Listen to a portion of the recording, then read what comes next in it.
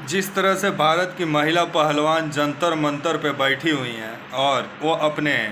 हक के लिए लड़ाई लड़ रही हैं, और उनका कहना है कि जिस तरह से कुश्ती महासंघ के जो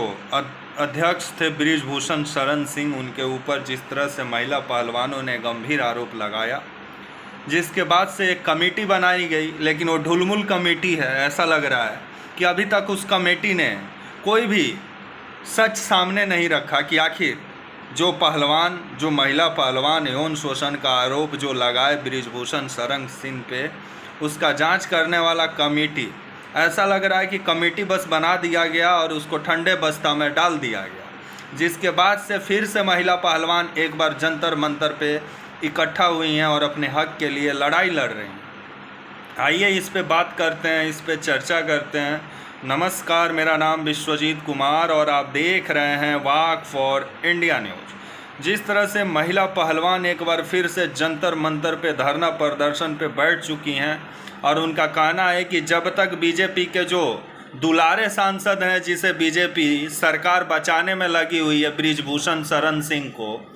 उनको ले करके अब महिला पहलवान धरना पे बैठ गई हैं। और उनका कहना है कि जब तक बृजभूषण शरण सिंह का गिरफ्तारी नहीं होता है तब तक वह जंतर मंतर से धरना प्रदर्शन से नहीं उठेंगे। तो वहीं अनुराग ठाकुर जो कि खेल मंत्री भी हैं, और इनका बयान बहुत चर्चाओं में भी रहा था कि सालों को गोली मारो गोली मारो। तो सोच लीजिए कि कैसे कैसे खेल मंत्री हैं, जब खुलेआम ये लोग गोली मारने का सजेशन लोगों को देते हैं, तो ऐसे ऐसे मंत्री के हाथों में लड़कियों का भविष्य है तो भविष्य चौपट ही होगा। क्योंकि जो अनुराग ठाकुर खेल मंत्री महिला पहलवानों को ये आश्वासन दिए कि एक कमेटी बनाई जाएगी, कमेटी के द्वारा जांच किया जाएगा और जांच में जो दोषी पाया जाएगा उसके ऊपर कार्रवाई होगा, लेकिन वो कमेटी कहाँ गायब हो गया? कमेटी समझ में नहीं आता है। और वैसे भी आजकल अगर आप सरकार का विरोध कर दीजिए, मोदी जी का विरोध कर दीजिए, आलोचना कर दीजिए कामों का, तो ऐसा लगता है कि आप देश विरोधी आदमी हो गए हैं। आप देश के हइये नहीं है, भारत का नागरिक हइये नहीं है भारत में। अब भारत का जो गोदी मीडिया है, ये रेंगने वाला मीडिया है और ताता थैया नाच करने वाला मीडिया है। ये इससे ज़्यादा उम्मीद लगा ही नहीं सकते हैं, क्योंकि ये सरकार के गोद में बैठ के मलाई खाने वाला मीडिया है। इसमें वो औकातें नहीं है कि ये सरकार से सवाल कर सके, जिसका नतीजा है कि ये लोग का स्थिति पाकिस्तान से भी बुरा हो गया है भारत का मीडिया का, कि 151वां स्थान ये लोग को मिला हुआ है। इतना अच्छा से लोग पत्रकारिता भारत में किए हैं कि अपना ही नाम को ये लोग डुबा लिए हैं। क्योंकि मीडिया का काम होता है सरकार से सवाल करना, लेकिन भारत का मीडिया है कि सरकार को कैसे सत्ता में बनाए रखना है, इसके लिए दिन भर नया नया प्रोग्राम डिजाइन करता है, लेकिन कभी भी भारत का समस्या पर डिबेट करते हुए नहीं दिखाई देता है। अभी जिस तरह से महिला पहलवान अपने हक के लिए लड़ रही हैं कि इनके साथ जिस तरह से शोषण किया जाता है, जिसको लेकर के कुश्ती महासंघ के अध्यक्ष जो हैं बृजभूषण शरण सिंह, उनका गिरफ्तारी का मांग कर रही हैं। लेकिन ऐसा लग रहा है भारत में कि वोट पे मेडल ज़्यादा कमज़ोर पड़ गया है, क्योंकि अभी चुनाव आने वाला है और उत्तर प्रदेश से आते हैं बृजभूषण शरण सिंह। तो वोट बैंक की राजनीति के लिए बीजेपी भी चाह रही होगी कि इनको सत्ता में बनाए रखो, नहीं तो कहीं ये हट गया तो भाई बीजेपी का वोट खत्म हो जाएगा। लेकिन जो महिला पहलवान देश की आन बान शान के लिए लड़ी और देश के लिए मेडल लाई, आज वो सड़क पे जंतर मंतर पे बैठी हुई हैं, रात में सड़क पे सोती हैं, लेकिन उनका कभी लाइव टेलीकास्ट टीवी पे नहीं देखने को मिलता है। क्योंकि टीवी पे देखने को मिल जाएगा तो भारत का भाई सच्चाई मालूम चल जाएगा, क्योंकि हम लोग विश्व गुरु फिर कैसे बनेंगे? बड़े बड़े टेलीविज़न के माध्यम से और बड़े बड़े चुनाव प्रचार में बयानबाजी के माध्यम से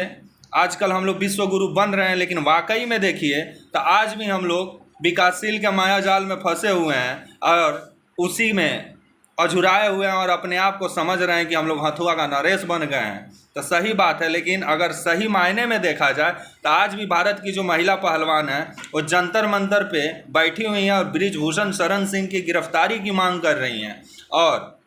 अब धीरे धीरे जिस तरह से तमाम राजनीतिक पार्टियां महिला पहलवानों के सपोर्ट में उतरी हैं, और पहले जो ये महिला पहलवान जंतर मंतर पे धरना प्रदर्शन पे बैठी थी तो इनका कहना था कि राजनीतिक पार्टियां हम लोग के साथ ना आए, लेकिन अब ये भी समझ चुकी हैं कि भारत में विपक्ष का बहुत बड़ा योगदान होता है किसी भी लोकतंत्र में, जिसके लिए अब जो पहलवान हैं वो विपक्षी नेताओं से भी आग्रह कर रही हैं कि वो भी इनके धरना प्रदर्शन में आए। तो वहीं जो पूर्व गवर्नर हैं सत्यपाल मलिक जी, जो उन्होंने वहां जाकर जंतर मंतर पे महिला पहलवानों के साथ बैठकर धरना प्रदर्शन में अपना भागीदारी को सुनिश्चित किया, वैसा ही राहुल गांधी हो या प्रियंका गांधी हो या अखिलेश यादव हो या तेजस्वी यादव हो या नीतीश कुमार हो, तमाम विपक्षी पार्टियां इस पहलवानों का मुद्दा को लेकर के अब भारत सरकार को घेर रही हैं। और ये बात सही भी है, क्योंकि जो मोदी जी आए दिन बेटी बचाओ बेटी पढ़ाओ का नारा देते हैं, और उनके शासनकाल में, वो भी अमृत युग में, जब देश की बेटियां और देश की महिला पहलवान सड़क पर बैठ के न्याय का गुहार लगाए सरकार से, और जिस विनेश फोगाट को मोदी जी अपने साथ बैठ के खाना खिलाए थे और बेटी बोलते थे, वही बेटी आज सड़क पे बैठी है न्याय के लिए। लेकिन क्या बोलिएगा, ये भारत सरकार है, ये सिर्फ वोट बैंक का राजनीति जानती है। भारत में मेडल लाने वाला, भारत का नाम रोशन करने वाला